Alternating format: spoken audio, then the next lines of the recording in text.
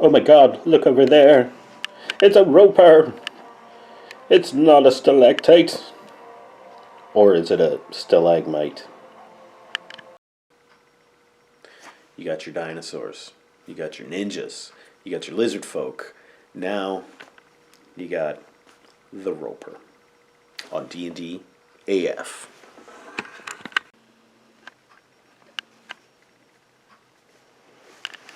This ever happened to you? You're walking around in the Underdark, and yeah, you know, you investigate all over the room. Yeah, maybe looking for some treasure, searching around, or you might just be walking right through, and then suddenly, boom, the stalactite, or it's a stalagmite, comes to life. And he's got crazy tentacles all over him. He's got big teeth. He's got one red, crazy looking eye. And he starts whipping his tentacles out. And he grapples you. Grabs you in his tentacle like that. Pulls you towards his mouth. And eats you. Or tries to eat you. Yeah, so that could be a little frightening. Yeah, ropers are great. Great surprise monster to use. You know, no one expects the Spanish Inquisition. They can really mess up a whole party. Because what they can do is they can reach characters up to 50 feet away. And so, hey, look at that wizard hanging out in the back there. You know, trying to throw fireballs and stuff at me. Well, I can probably, you know, whip out a tentacle and grab that guy and pull him towards me and start eating him. Why not? Why wouldn't you? That guy looks squishier. He's not, you know, covered in metal like this guy. And yeah, I mean, he could probably do some damage up close too, but yeah, better chance that he's going to maybe fail a few saves. So yeah, Roper knows what's up. They got a huge armor class, which really helps them out. Because, I mean, hey, they look like they're made out of rock, and their body, I guess, is kind of rocky. Yeah, check it out. Still got that wizard. But there we go. That rope's got 2 dudes already.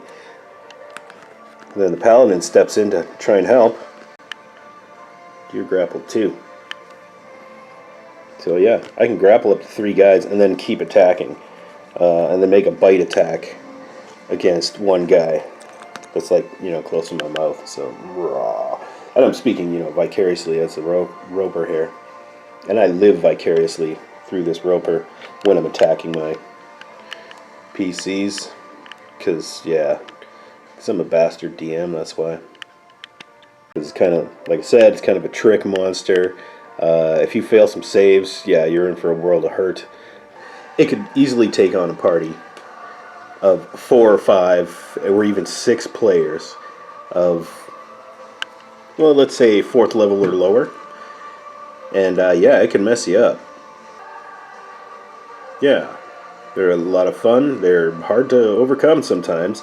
I've had, you know, I've inflicted permadeath on a few PCs with ropers.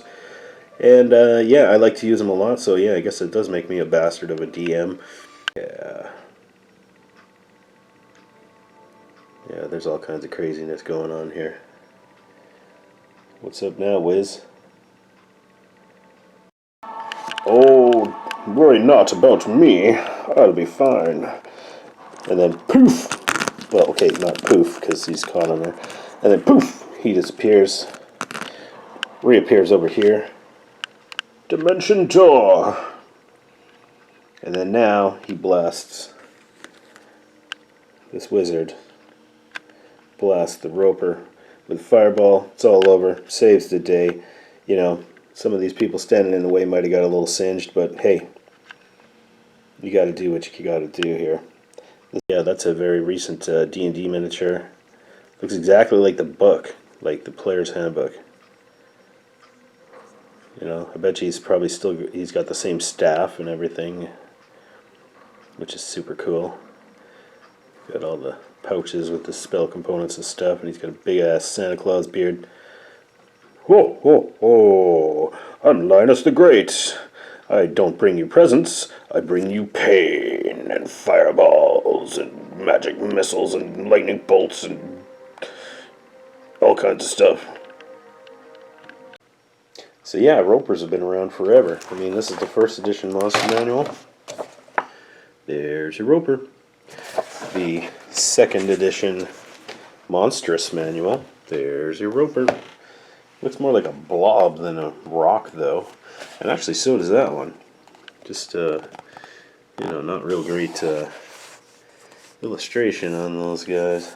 This one's interesting. This is a third edition monster manual. That's your roper right there. Looks more like a petrified tree stump.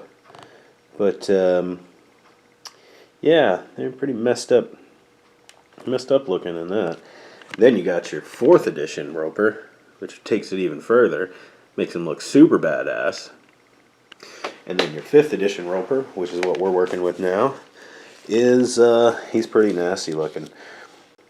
Yeah, these new guys. This new illustration for the roper in the fifth edition is fantastic, I think. Yeah, the other ones, they're pretty scary looking. Like this fourth edition guy looks pretty crazy. One thing they did have was fantastic art in the fourth edition. But they function pretty much the same way they always have. They look like a bunch of rock, like a pillar of rock, and then they whip out tentacles and try and eat you. Yeah, that's their gig.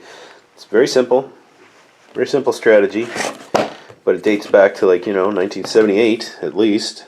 At least I think it was 78 for this guy here. Doesn't say on the back. Monster Manual 19. Well, this one was printed in 1978, 1977 copyright on this here book. So yeah, I mean, ropers are old AF. First edition, second edition, third edition, fourth edition, and then my loose page for the fifth edition there.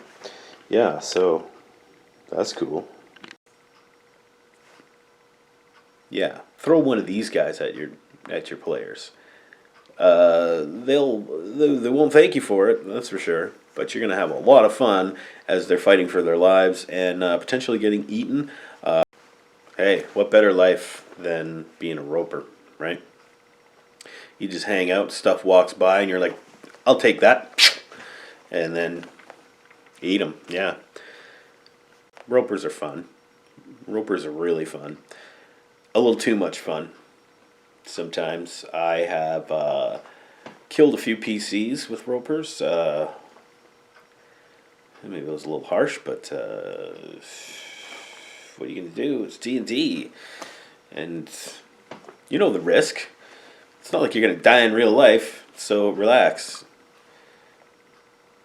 But hey, nobody wants to see their finely crafted character eaten by a fucking piece of rock, right? Like, that's just a horrible way to go.